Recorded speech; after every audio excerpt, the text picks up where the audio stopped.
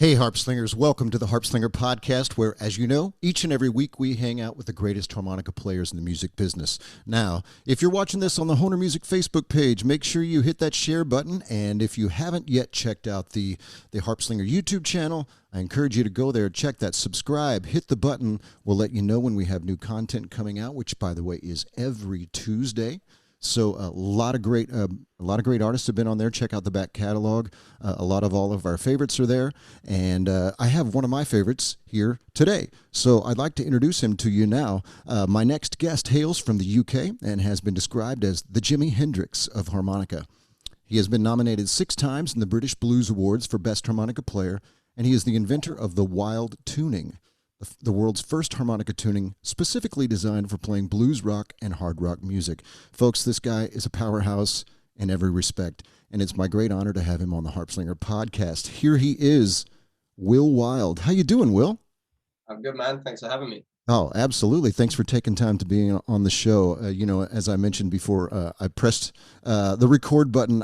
Like everyone else, I'm a big fan, and I've been checking out your YouTube videos for a few years now. Yeah, really impressive, man. You're taking things to another level, and that's always a wonderful thing. So we'll get into, I guess, how you've expanded the universe for harmonica players here real soon. But I'd like to get a little back story on you, if you don't mind. I know you come from a musical family. Your father was a big blues rock fan, your grandfather a successful jazz pianist, and your sister Danny a country artist who you've been playing with for a number of years now. I mean, when did you realize that you also wanted to become a professional musician as well? I don't know, probably from about the age of 2 or something, to be honest. I mean, just growing up, I was really into music from a very young age, and there's videos of me when I'm like 2 years old, just standing in front of the stereo with massive headphones on, just listening to albums, like, all kinds of stuff. Like I was listening to like Rod Stewart and stuff like that. And Nice. when I was a bit older, got massively into Michael Jackson. He was probably, that was when I really decided, that music was something I wanted to do. Uh-huh. Got me really, really into music. And then, from my teenage years, I was into, I was a drummer in a punk band for a while. Right. And I played bass in a grunge band, which was pretty terrible. Wow. I didn't really play bass. They just wanted me because I looked a bit like Kurt Cobain. So, Okay. Perfect. Yeah, and I was into a lot of heavier music in my teens, so I still am. And then when I was 16, 17, I picked up a harmonica and taught myself how to play. Listening to a lot of Sonny Boy Williamson stuff and Muddy Water stuff that my dad used to play, and just kind of worked it out myself. And yeah, I just got quite good at it quite quickly, and it wasn't long before I realized, I could be an average drummer, or I could be a really good harmonica player. So I kind of went down that route. Right. Yeah. I love your background is varied. Lots of things, influences for you, from Michael Jackson to grunge. Marilyn Manson, I've heard you mention. Yeah, I Tom mean, it's Morello. probably not the best role models to talk about Manson and Michael Jackson. Well, But yeah, I was into those guys. I mean, but powerful musicians. And you know what? What I've noticed about you, at least from my perspective, is that you have managed to hold on to this varied background of music. You're not you. Right. You listen to the classic blues guys that we all sort of cut our teeth on, but you've also managed to hold on to these other influences and incorporate that into what you do, which I think is fascinating. Oh, cool. Thanks. Yeah, I mean, I did go through a sort of blues purist phase when I was sort of early 20s, I guess. Yeah. I suppose because I got massively into harmonica at that time. Uh-huh. Harmonica is such a blues heavy Totally. topic. So I didn't really listen to anything except for Muddy Waters for like a year, and then Sonny Boy Williamson, Charlie Musselwhite, stuff like that. A lot of the old blues guys, Junior Wells. Sure. And then I don't know. I think once my ability reached a certain point on the instrument, then I was able to use it in the other styles of music that that I listen to. Right on. I think I had to go through all the old blues stuff first. I hear you. And Muddy's a great place to start because he had like a roster of all the great players at one time or another playing with him, right? So from Jerry Portnoy to James Cotton to, on and on, right? It just goes on and on. Little Walter, of course, Yeah, sure. And Portnoy and Cotton were two of my biggest early influences because I picked up the King Bee album, which is Jerry Portnoy on harp, and then the Hard Again album, which is James Cotton. Yep. And it was quite interesting seeing, kind of analyzing those two styles because they're both doing the same thing, filling the same role in the band, but Portnoy was more kind of clean and precise. He would have done like a harp bit. Yeah. More like. Whereas Cotton would be more kind of dirtier and a little bit sloppier. I don't use the word sloppy in a negative way. Exactly. His style is kind of raw. Yeah, I agree. Style. Yeah, absolutely. Both wonderful players. And okay, so I'm curious. Like you said, you picked it up quite quickly. Was this something that you just were able to decipher on your own, or was this something? Did you take some lessons from anyone early on to get yourself started? Well, my sister had played a little bit of harmonica before me, actually. Oh, okay. But she mainly played, the kind of Bob Dylan rap style thing.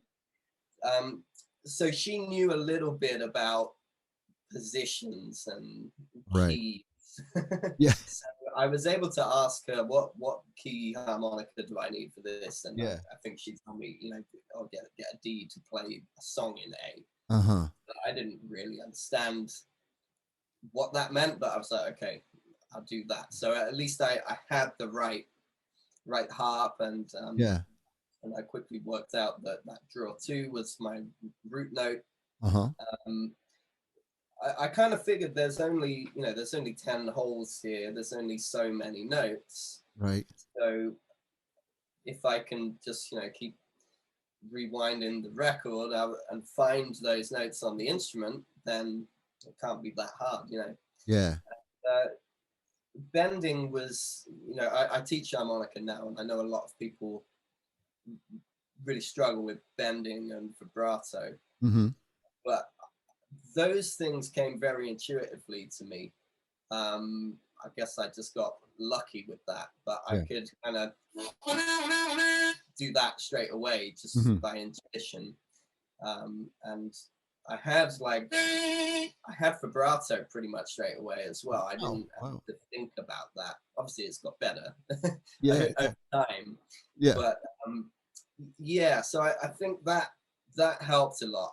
The bending and vibrato came very instinctively. That's great. Work out more so, but those are good indicators that you've landed on the right instrument for you, right? I mean, like, this is sort of coming very naturally. I intuitively understand it. I did have one weekend of lessons. That's all I've ever had. Okay. It was at something called the Euro Blues Foundation, which I now teach at sometimes. Okay, great. And it's set up by a blues singer and guitar player called Michael Roach from Washington. Okay. He lives in the UK now. Okay. I went on one of their weekend courses when I was, 17 or 18. And I'd already taught myself a bit, playing the Muddy Waters. And I had some lessons with a guy called Eddie Martin, who's a great kind of one-man band. Yeah. Guitarist, singer, and harp player from Bristol in the UK. And pretty much everything I learned was from that one weekend, you know. Because I'd only been playing in second position, Mm-hmm.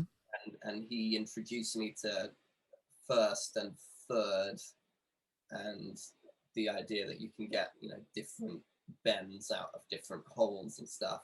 Yeah.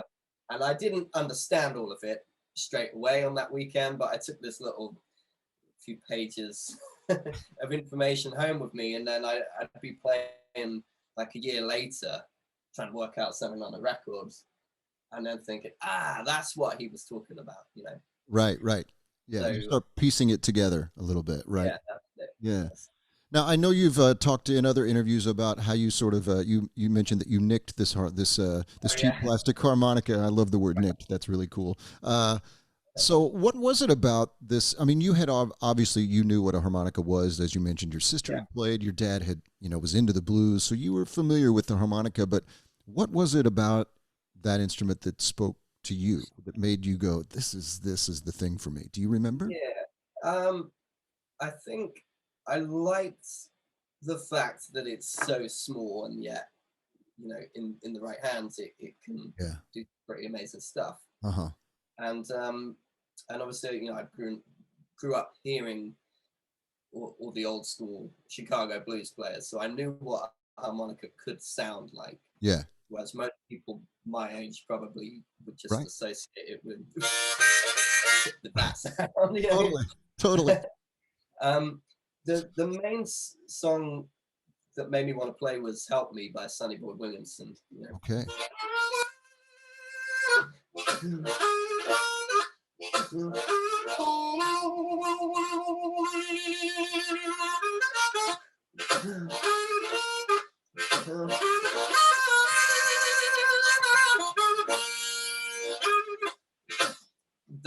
That kind of sound, and so most of my style is kind of built around that song, really. Yeah. You know, Wow. it's like minor pentatonic blues stuff, lots of vibrato.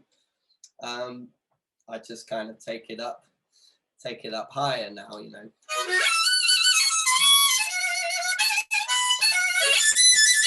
So that's that powerful. Was Cheers. That was the song that really made me want to play. Yeah. But I didn't, when I picked up this, it was a plastic, like Guinness branded harmonica. Like from the beer, Guinness, yeah. Yeah. Okay.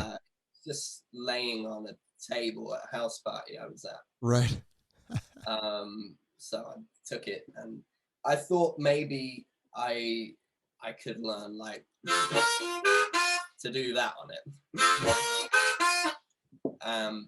And it could be just a cool little thing that I carried around with me. Yeah. Mm-hmm. A little kind of novelty trick to impress people with, you know. And then I don't know, I just kind of, you know, I got it home and started playing and never stopped. Yeah, man. Yeah. I love the idea that you just thought it could be a novelty trick, and then you've truly, without being over the top, you've become one of the best players in the world. Oh, thanks. Well, yeah, I mean, it's I don't know, because I'd played drums for a long time before that, and I was identified as a drummer. All I wanted to do was, you know, play drums in my band that I was in. Yeah. And within like 6 months of picking up this harmonica, I wasn't interested in doing that anymore. I identified as a harmonica player. So it's pretty cool how that happens. So back to your sister. So she was she's maybe a little older than you. Is that right? She's a couple of years older, yeah. Okay, great. So she was out. She started touring, and that was your first taste of getting on the road and making records. Was with your sister, right? Yeah. So I was quite fortunate, I suppose, that you know, she's a blues singer. She's, as she mentioned, is a little more country these days, but she signed to Roof Records, which is a blues label. Okay. Based in Germany. I don't know when that would have been, like 2008, something like that. Yeah. So we went on tour and toured all the blues clubs around Europe. And I'd only been playing harp for maybe 2 years or something at that time. Wow. Yeah. So I got a lot of live experience through that, you know, performance experience and just jamming and writing parts for the band. And she wasn't just playing 12-bar blues too, you know. So even though that's kind of what I wanted to play at that time, Right. I was straight away kind of thrown in at the deep end and forced to play other stuff, and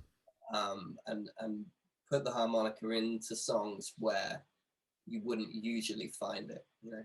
Yeah, absolutely. Makes you a much better player, actually, just to be forced to do that. Yeah, for sure. Because our ears get so attuned, especially as harp players, it seems like our ears get so attuned to here comes the next change, and it's always the same. And then you find you're like, dude, playing the same shit all the time, you know? That's it. Yeah. But once you break out of that, I think it's almost easier when you're not tied into a 12-bar. I mean, most rock solo sections are just 3 or 4 chords going around in a sort of 4 or maybe 8-bar loop. Yeah. You can pretty much do anything over that. You're free to go where you want with it. Absolutely. Absolutely. Well, let me ask you, I'm a big fan of you do a lot of things well, right? You're not just a harmonica player. You're a really great singer as well.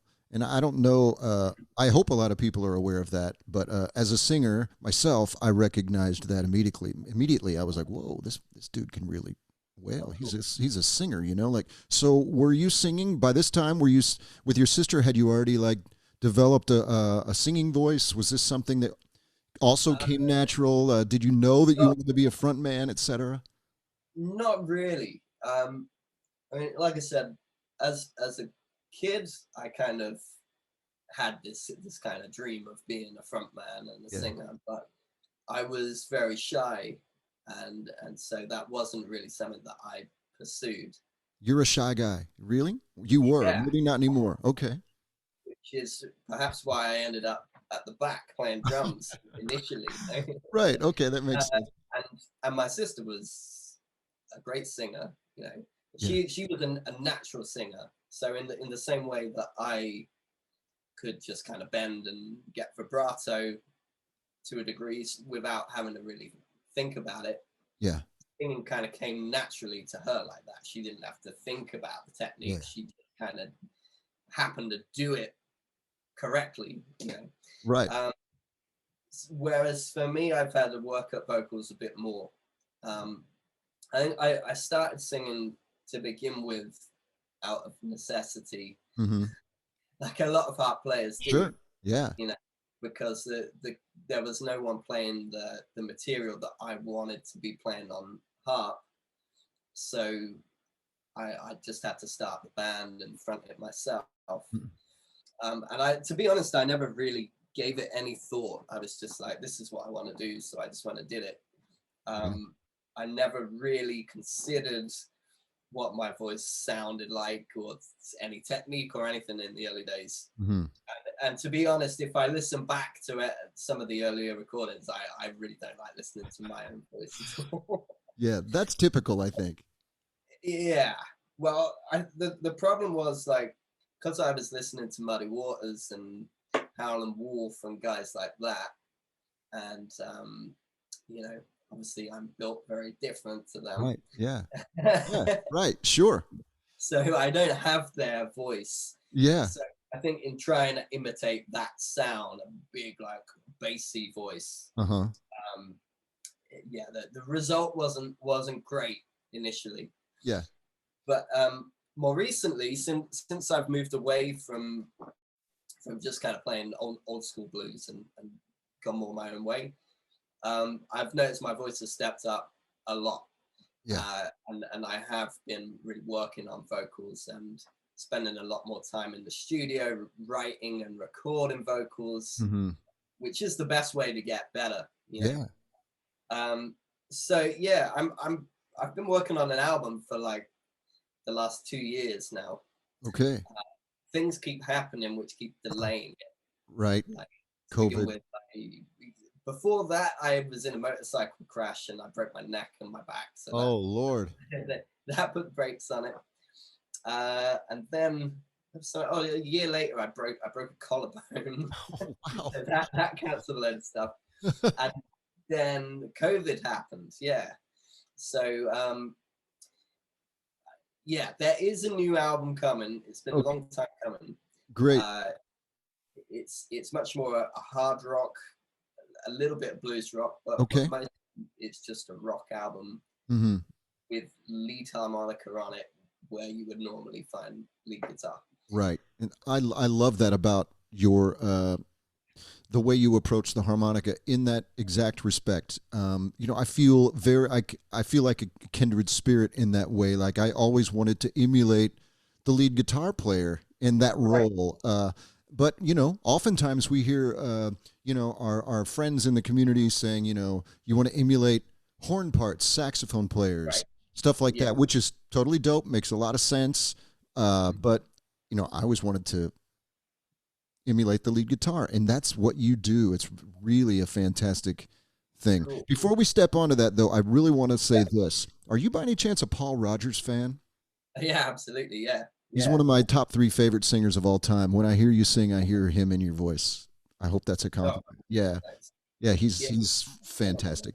Yeah. But you have that. You have that thing. It's really sick. Yeah, man. Absolutely. Back to the lead guitar approach. And I guess that sort of leads into, you know, your development of the Wilde Tuning harmonica. Right. Could you talk about that a little bit? I'd love to know more about what it is that you came up with and how that came to fruition. And Cool. Yeah. I mean, from pretty early on in my playing, I started to get frustrated with the limitations of the instrument, you know? Yeah. Because ideas and things that I would have in my head just weren't possible on the instrument. And that sounds like a cop-out, right? People's like, you need to get better, but actually no, you know, there's certain things that just aren't possible on a standard harmonica because of which notes are able to bend, how much they're able to bend, and you know which notes fall next to so on. So I always really liked holes 1 to 6, like I'm sure a lot of harp players do, right? Yeah. Because the draw notes in holes 1 to 6 are all able to bend, so you can scoop up on them like this, and if a note is able to bend, you can add a lot of vibrato to it. From holes 7 to 10, you can only do that on the blow notes, which is cool, but you can't get all the bends that you want up there, you know. Right. Like that root note in blow 9 only bends a semitone to a major 7, whereas in blues and rock, most of the time we want a flat 7. Also, there's no minor 3rd up here. There's no flat 5 up here. You can get them with overblows, but it's not quite the same sound, you know. Like you couldn't you can't wail like that on an overblow note. True, right. So I kind of always thought, well, why didn't someone just make the top end like the low end? So that totally. So you can do that stuff up high as well, you know. If you listen to someone like Paul Butterfield, who has that kind of style, that flowing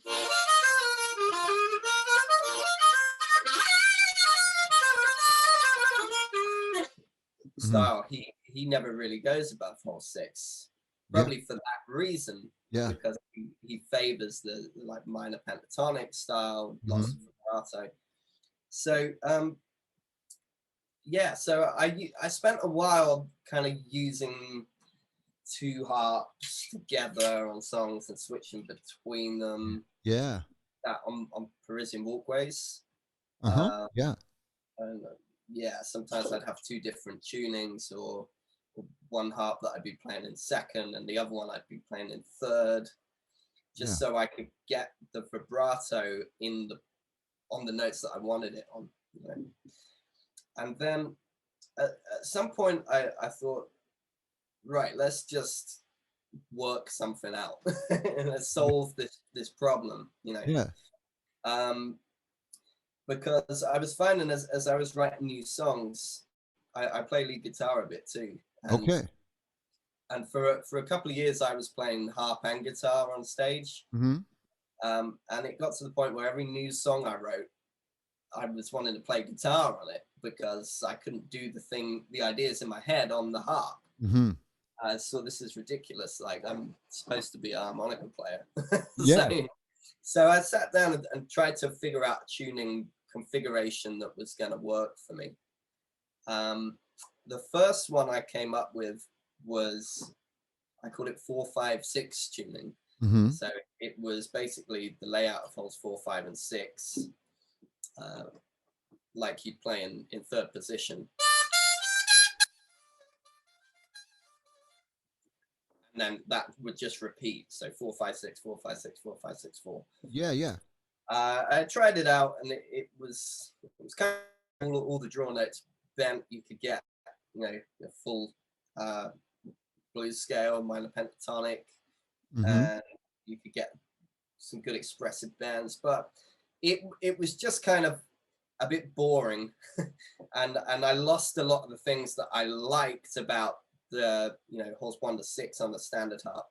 So I didn't stick with that tuning for very long. So then I made one that I called 1-2-3 tuning, which goes 1, 2, 3, 1, 2, 3, 1, 2, 3. Okay. Like 3 holds and repeat, which I play in second position. And again, it was okay, but you know, again, a little bit boring. I was missing some things from standard tuning, and it was a hell of a lot of draw notes. Yeah. So I'm running out of breath and getting lost moving around it because the root wasn't in hole 6 anymore. It was on hole 5. And anyway, so then I came across Brendan Power. Do you know Brendan Power? Absolutely. Cool. I came across a couple of his tunings, the power draw and the power bender. Okay. And the power draw is standard tuning up to hole 6, and then it changes. So 7 and 8 are a bit like holes 3 and 4. Hole 9 is a bit like hole 2. I thought that was really cool. So I spoke to Brendan, and I was like, "You're a genius! Like, I need to try this thing out." And I was already playing it in my head before it arrived, you know. Yeah. And I really liked it, but it wasn't quite for me, you know. Mainly because the root note when we're playing in second position, was still a below 6. Okay. And I wanted that note to be a draw. Sure. So I could, you know, really wail on it like that. Yeah. So I made a few adjustments to that power draw tuning. I made that draw 6 instead of a blow, and made hole 7 so it behaves exactly like hole 3. And the result was the Wilde tuning. So holes 1 to 5 are just like a standard harp.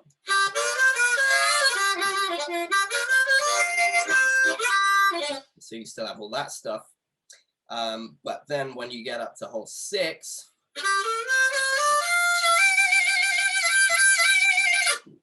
it's a, you know, the root is on a draw, so you can bend it, you can scoop on it. And add yes. Yeah. And so 6, 7, and 8 are just like 2, 3, and 4.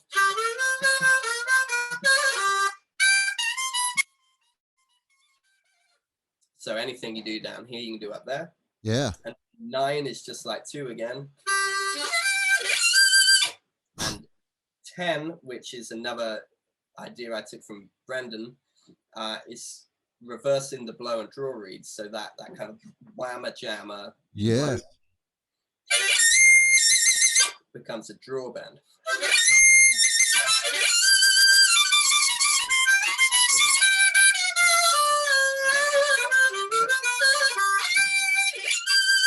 So you can get all this extra vibrato and bending. Yes. And fluid runs all the way through the harp. Yeah.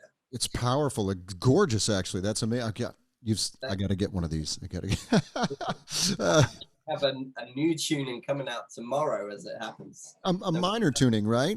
Yeah. So before I used Wilde Tuning, I used to mostly use Richter tuning and sometimes natural minor. Mm-hmm.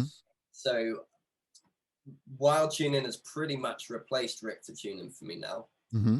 You can do all the same things on it that you can do on Richter, just with all this added bend and vibrato. Yeah.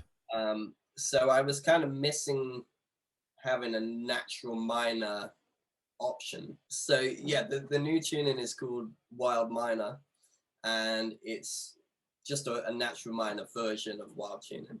Uh-huh. So if you think of natural minor tuning, that's just like a Richter harp, but with draw 3 and draw 7, which are your thirds flattened. Mm-hmm.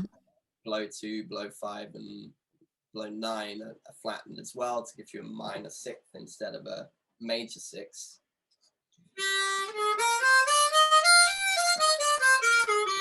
So I just made the same changes to the Wilde tuning, just flattened the thirds and the 6th. Mm-hmm.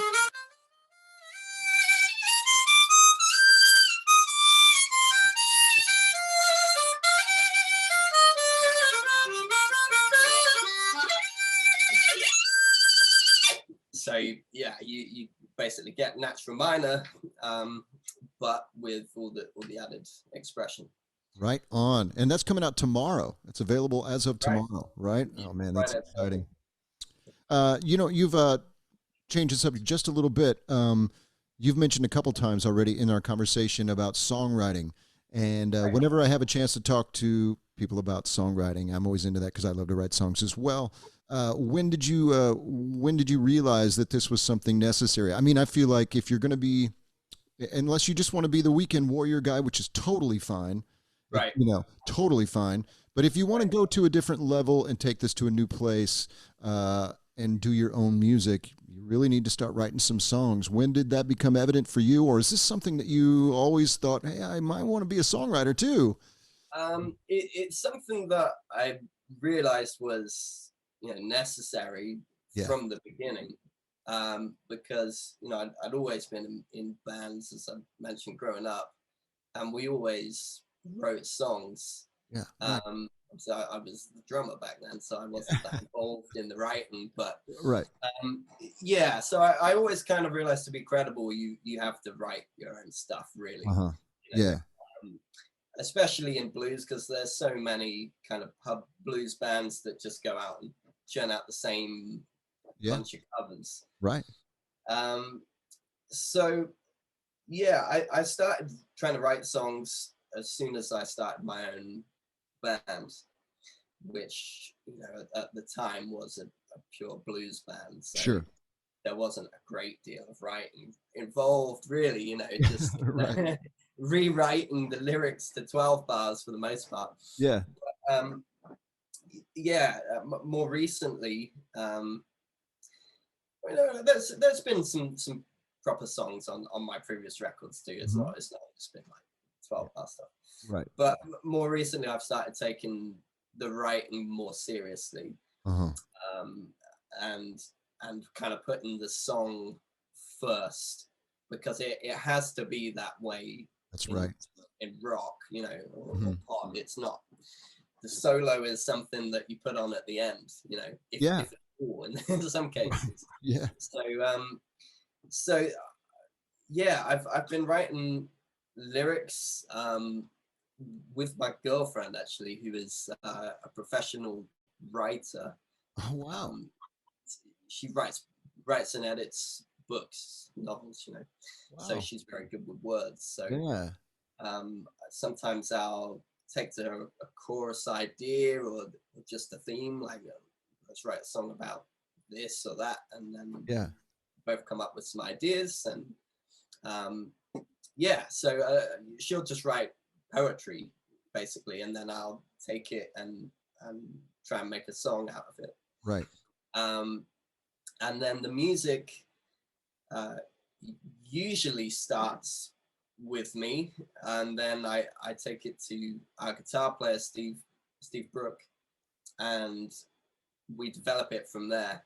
You know, my rhythm guitar playing isn't that great, you know, so I usually just knock up a demo, like playing power chords on guitar, just a basic song, and he'll make it into something more sophisticated, maybe, you know, change the chord progressions around, or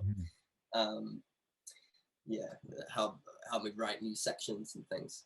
Yeah. So that's the writing team, really. Okay. I have someone I work with the lyrics on, and then I have someone I work with the music on, and then me and Steve will kind of record everything as we're writing, and then bring in the bass player and the drummer to kind of finish it off. Right. So that's been the process the last couple of years. Okay, fantastic. How about you know, I've watched a bunch of videos, live videos of you performing live.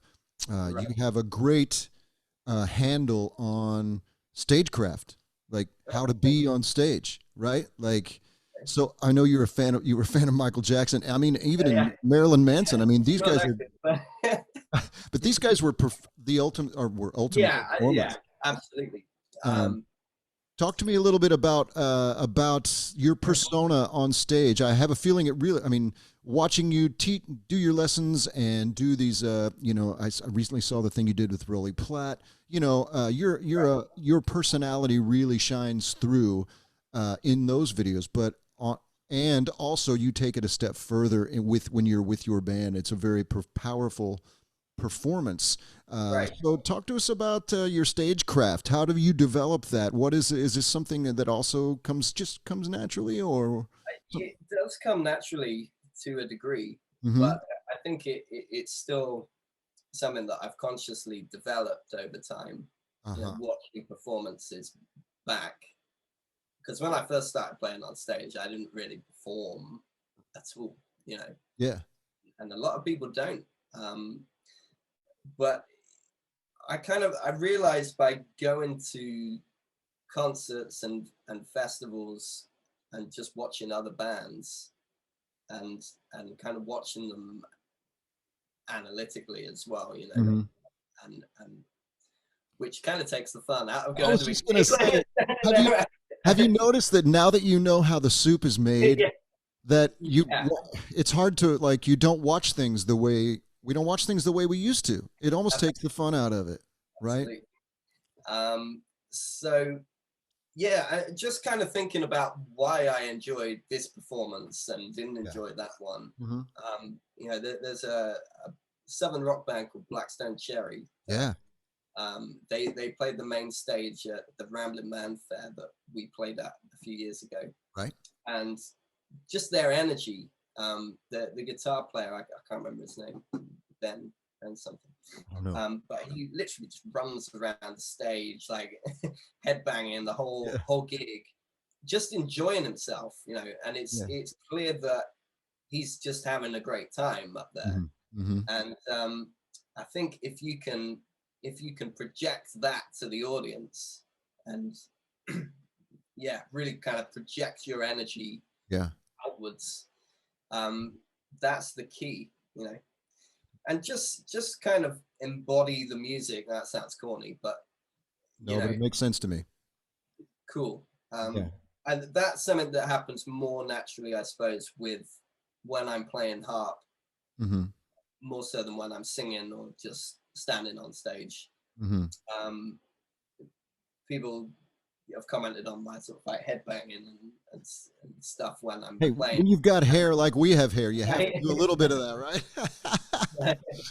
All that stuff happens naturally now. I have a very hard time playing anything any good without moving my body. So Yeah. even when I'm in here just recording sessions remotely or whatever, Mm-hmm. I'll still be moving in the same way, because I think you have to, Yeah. to make it sound and to get the groove and the energy across the way you want it to. You got to feel it, right? Absolutely. Yeah. Yeah. I couldn't agree more. Couldn't agree more. We're talking a little bit about, your live performance. I'd love to know what, would you mind sharing with us what kind of gear you use live? Yeah, sure. Live, I use almost a completely different rig to what I use Okay. in the studio at the moment. So in the studio, last few years, for the kind of rock sound, I've used a few different things. To start with, I was using the Fractal Audio Axe Effects, which is, if anyone knows what a Kemper is, it's a little bit like that. Okay. So it's digital. Mm-hmm. It's like a digital rack mount unit that models various amps. Oh, okay. Mm-hmm. It's probably got, a few million pounds worth of amps inside it, and Yeah. got about 50 different overdrive pedals and every effect you could ever want. Wow. And it really does sound like the real thing. Uh-huh. It's not like a little Line 6 pod or like a Right. Doom Right. multi-effects pedals you used to Uh-huh. get. Yeah. A lot of metal bands use them. I think Steve Vai used one, or Satriani, one of those guys used them. Makes sense. Sure. But, so yeah, I was using that. Guitarist Danny Giles, who used to play in my band, got me onto it. So we used that for the whole of the Bring It On Home album. Okay. I think I was modeling a Marshall SLP 1959 for the most part, Okay. which is like the sort of Gary Moore. Yeah, guitar totally. amp. Yeah, I love Gary Moore. Yeah. And then more recently, I've been using my current guitar player, Steve Brooks' Mesa Boogie Mark V amp, Okay. which is kind of a similar sound, high gain guitar amp. Yeah. So those are the kind of amps I like to use for my sound. Mm-hmm. The problem is when you use those kind of amps in a live setting, Mm-hmm. Harmonica players have enough trouble with feedback as it is. Yeah. Right. Totally. Yeah. So if you start using a really high gain amp like a Marshall or a Mesa, you just get crazy feedback. Uh-huh. So I can't use those amps live much as I would like to. So I'm still using either a Fender Super Reverb or I can't remember what it's called. Custom Vibrolux Reverb. Okay. Yeah. Yeah, 10-inch speakers. Mm-hmm. I tend to go for the 10-inch speakers. They're reissues and they're just standard Fender guitar amps. Mm-hmm. I haven't done anything to them. Yeah, and the mic is just a standard SM58. Okay. I like to have a little bit of reverb or delay, Yeah. one or the other, sometimes a little bit of both, sometimes a bit of overdrive. Yeah. But again, you have to be careful with that live because of the feedback. Sure. But that's it really. Just Okay. SM58 and whatever amp is available at the time. Right. Yeah. Right on. That's fantastic. All right. It's always interesting to hear everyone's sort of the highway they take to get to their sound and what they're using. Right. Yeah. I mean, I know a lot of people are really into their gear, and Yeah. I've been through phases of it, but to be honest, like I could do without it. I have a lot of gear like out of necessity. Yeah. But yeah, the main part of my sound is this tuning, really. Okay. That's more important than any mic or amp. Yeah. Right on, right on. And well, yeah, I mean, I'm sort of just blown away. You're using Marshalls and stuff. I'm like, Oh, I'm thinking next time I'm in the studio, I need to try. I need to try that. I just never even took them a minute to plug into like right, something a high gain guitar amp like that because I just innately knew I'm like, well, I'm having troubles, like you said, with feedback anyway. That's never going to work. But right. I got to try that and see what it does. Yeah, Yeah. I think it's cool to hang out with guitarists as much as possible too. they know all about the gear, right? They totally They can. know about gear, they know how to get a good sound if they're any good, and they're coming at it from a different approach Yeah. because most harp players or the kind of harp gear geeks Hmm. tend to be coming at it from the angle of how can we sound the most like Little Walter or whatever, Totally.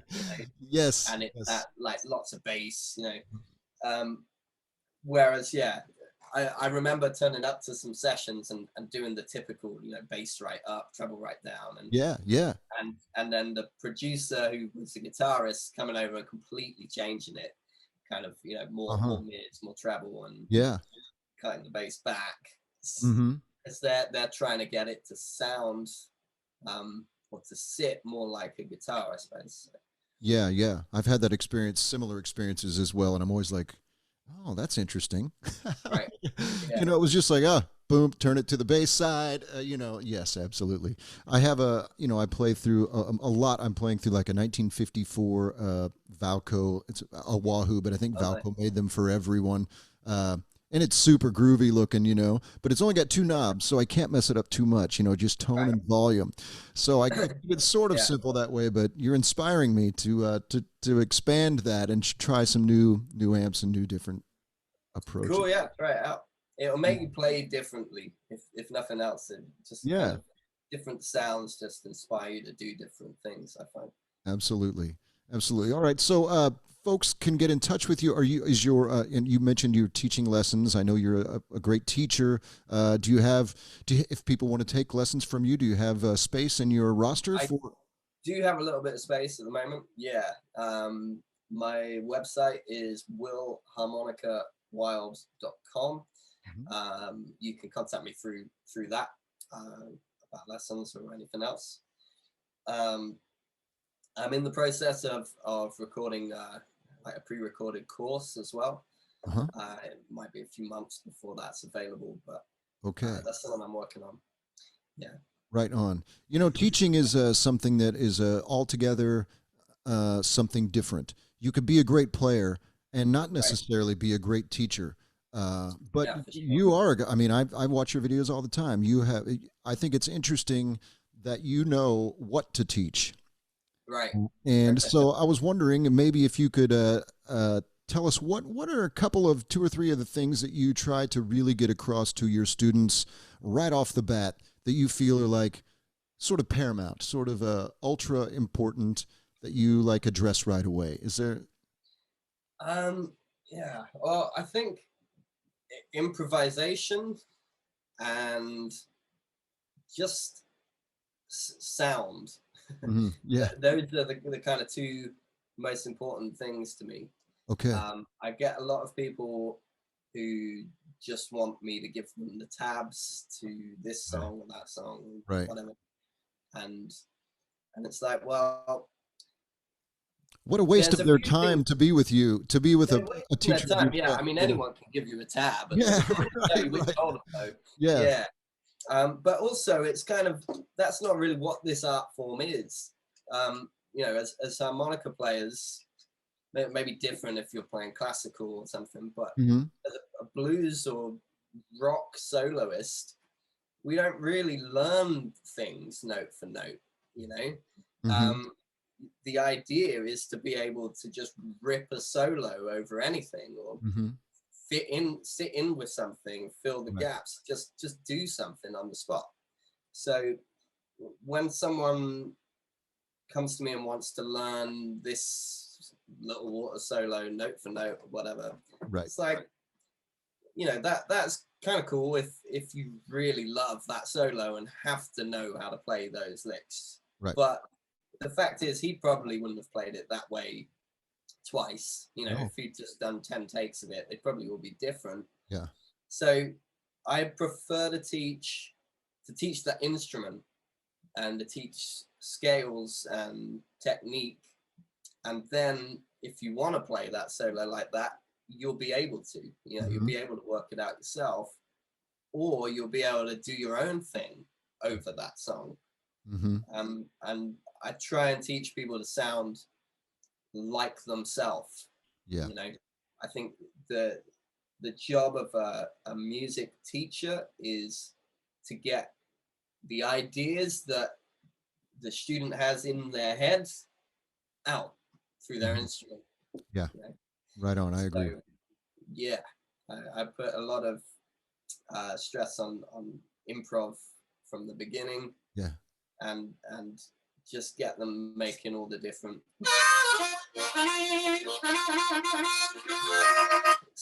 all the sounds you can get out of this instrument. Yeah. Right on, dude. Right on. So, okay, so you're making a new record. It's been a couple of years in the making. You've had a couple of speed bumps along the way. Yeah.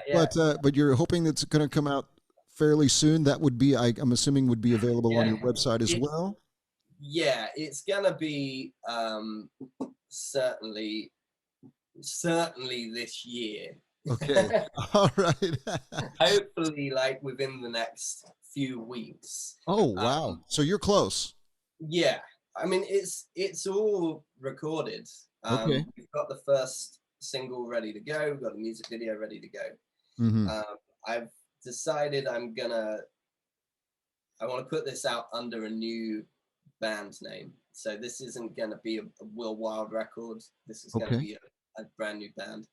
Okay. Name still kind of to be confirmed at the moment, but all right. If you can follow me on Facebook and Instagram, you'll find out soon enough. Right. So yeah, I wanted to kind of draw a line somewhat under the stuff I've done previously, because the new material is very different. And like I said, it's a hard rock album. It's not a blues album. There are a couple of tracks on there that are kind of blues rock / hard rock, but we're really kind of moving into new territory with this record. So I think if I put it out as a Will Wilde album, there might be some people that followed that stuff that maybe wouldn't get this stuff, or people that will be into this new stuff that maybe won't understand the old stuff so much. I don't know. I hope that the existing fans will check this stuff out too. I mean, I think I personally think they will, because you are known for pushing boundaries, and people expect that from you. So that's good. That's good. I mean, there's always gonna be an element of blues in anything I do. Yeah. You know, that's inherent in the instrument, and it's where I come from with it. So yeah, it's always gonna be bluesy in the harmonica solos, at least. Yeah. Right on. Maybe not the rest of the tune. But. Right on. Well, Will, this has been a real treat. I was super excited that you agreed to do the podcast, and just a thrill to get to know you a little bit. My band has been touring Europe for the last 10 years, and this last year and a half, we were unable to do anything, right? We've canceled like four or five tours, hoping to get back there in spring of next year. Right. And if I'm anywhere near where you are at that point, I will do everything I can to come out and see you, because I'm a fan. Yeah, man. All right. Thanks, I wish you lots of luck, my friend. You too. Yeah. Thank you for being on the show. We appreciate it. No worries. You got it. Peace and love to you, man. Take care.